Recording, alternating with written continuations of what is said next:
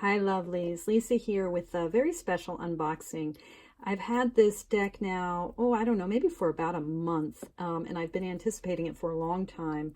The artist financed it through Kickstarter, Ulrich Kaltenborn. He's in, I believe, Berlin, and although I could have the city wrong. Anyway, he's in Germany. I'm not sure if he himself is Turkish. I have a feeling the name of his company, which I won't even try to pronounce, is a Turkish name. But he has been studying and planning to do a reproduction of the Mamluk Playing Card deck. The Mamluk pattern of cards, which dates back to the Mamluk Sultanate, this sort of late medieval, early modern sultanate in Egypt, is thought to be the origin of the modern tarot deck. Now, Ulrich's deck, like the other modern reproductions of the Mamluk deck, is based on a collection, an incomplete deck that has survived in the Topkapi Museum in, I believe it is in Istanbul, I believe, and those sets of cards date back to about 1500, but the Mamluk pattern is older than that and came into Europe through the Iberian Peninsula, through the Muslim conquest of Hispania, of the Iberian Peninsula, Spain and Portugal, beginning in the 700s and going into the 1600s, or 16th century, I should say. That deck sort of reaches into early modern Europe, as I said, through Spain and Portugal, and then mingles in Italy with sort of humanist Renaissance ideas about imagery and allegory and, the story of humanity and redemption and salvation, and the kind of images that we see in what comes to be known as the Major Arcana, the first 22 trump cards. But the 4 minor suits are based on this Mamluk pattern. So what Ulrich Kaltenborn has done is created a modern reproduction which has cleaned up the cards that have survived in the Topkapi Museum, and he has added additional cards in order to create one complete deck. I can't remember what he says about, I'll just give you a chance to read about his shop. I can't remember what he says about the size of these cards. They are, if this is standard playing card size, tarot card size, this is the Albano weight. These are much, much, much, much longer. But I can't remember if this is the size. I think he didn't quite go with the full size of the cards in Topkapi because that was going to be too expensive. He kept the aspect ratio. But this is the deck, and it's a deck of 4 suits with 3 court figures, all male, and the ace through 10. Very nice cardstock, actually. It's not the kind of incredible cardstock that we're used to from modern cards, modern tarot cards, but it's pretty nice. So, Islamic art, of course, is non-representational. The word arabesques, these flourishes, and that word comes from Arab, right? And these are non-representational imagery. So this is the suit of polo sticks. This must be the suit of polo sticks. What comes to be known as batons. And I think Ulrich was doing his best to imagine the coloration. So if you'll see, so this is, let's see, this must be the 8. So, you see the kind of thing we're used to with Marseille style and then older, the Visconti Sforza style, that batons create or wands create this X pattern.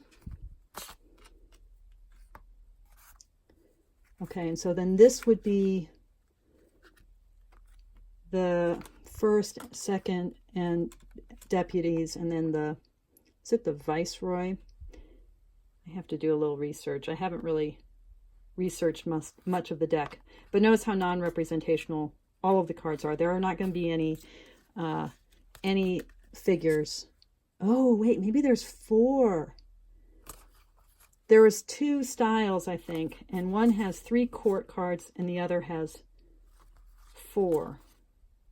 But they're all male cards, and I believe that this inscription up here tells us what they are. Now, there's a little, that's not a white book, there's a little fold out that comes with this deck. Okay. So we get, and it takes away the arabesque so you can kind of see the polo sticks themselves. Okay, so it's the first deputy, the second deputy, the third deputy, and the king. Okay, cool. What is that? Oh, this is type 2 over here. First deputy and 1 of polo sticks. So I guess there must be variants that he's showing us here. Okay, so those are the polo sticks. And this must be the variant for the first deputy and the 1. Cool. Okay. And now this is the origin of cups, but it's multitudes. And one of the things about the history, I'm creating a shadow here with my lighting. One of the things about the history of playing cards is that they date back to Chinese printing and Chinese playing cards, which are tied to the invention of paper money in China.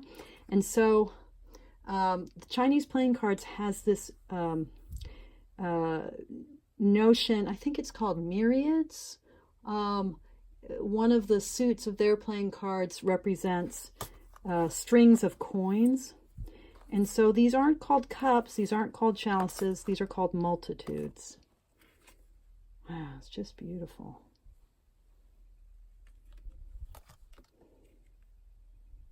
And again, so you can see the back.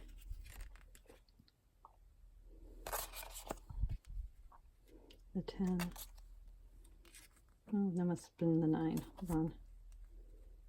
Yeah, the 9, the 10.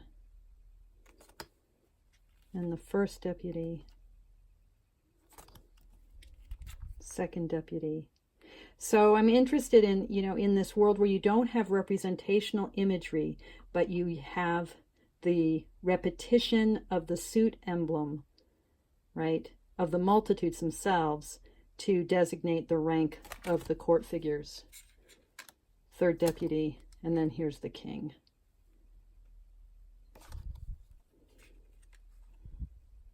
Okay, so this is scimitars. Now, think about, again, and if I can, I'll plop in some imagery from a Marseille-style deck.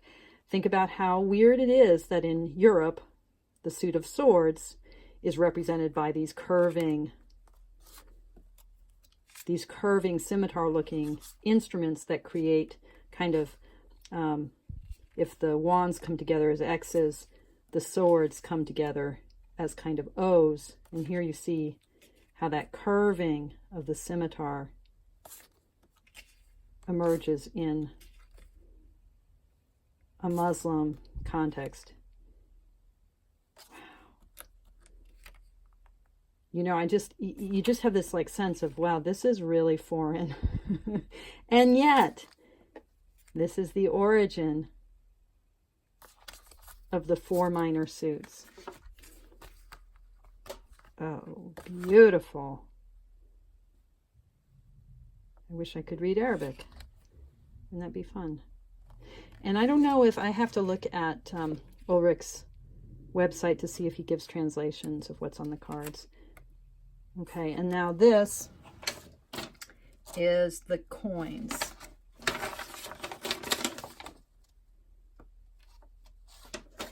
Oh, I see. Okay, going back to the Scimitars. So these are from Top Copy Part, the Top Copy Style 2, which is the variant. So it's the 9 and the 10 of Scimitars. Okay. And so then we're now in the realm of coins.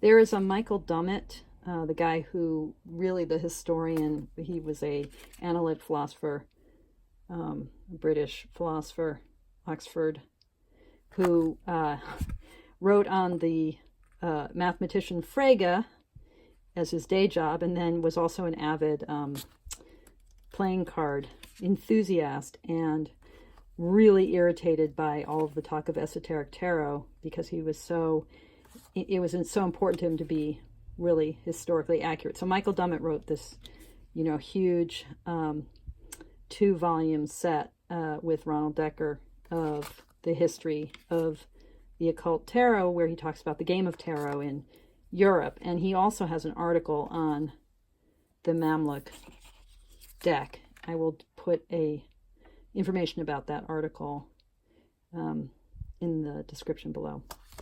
So there you have it.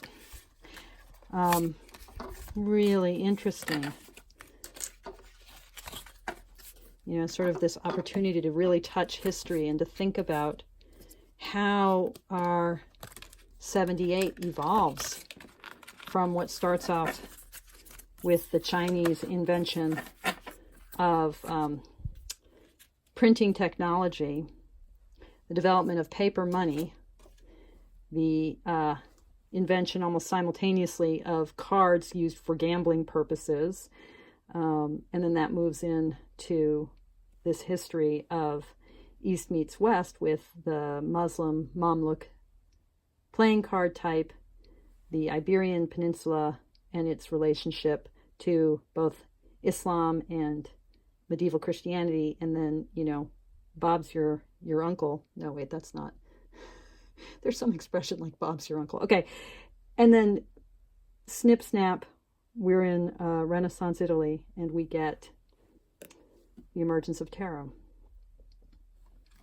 from this historical source. Okay, there you go. If you want to know more about this deck, check out Ulrich Kaltenborn's website and some of the other resources I'll put down below. Thank you so much for watching, and thank you for your practice.